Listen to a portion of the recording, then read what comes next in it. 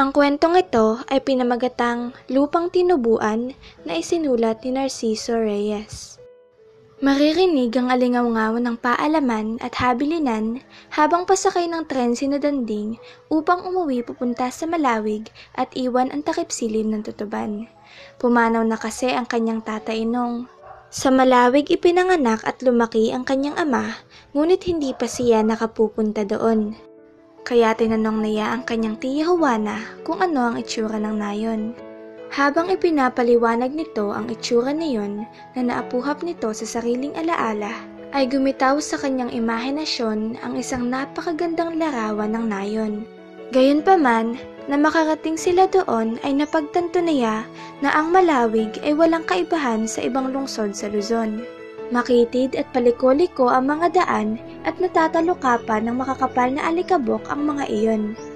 Kaya naman, nasabi ng kutsero na ang tanging maganda sa lugar na iyon ay ang kalangitan. Nang marinig niya iyon ay marahan niyang kinontra ang sinabi ng kutsero.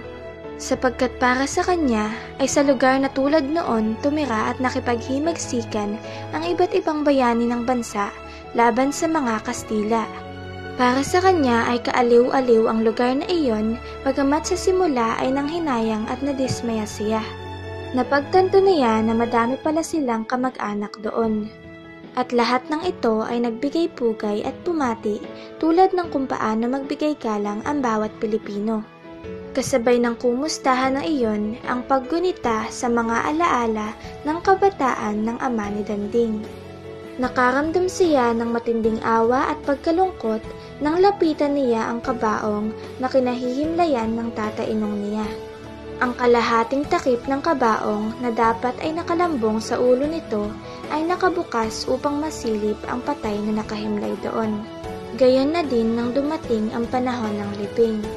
Nang makarating sila sa simbahan, ay doon niya naalala kung bakit nagkaroon ng kamatayan sa daigdig. Walang iba, kundi dahil sa pagkakasala at hindi pagsunod ng mga naunang tao sa Diyos.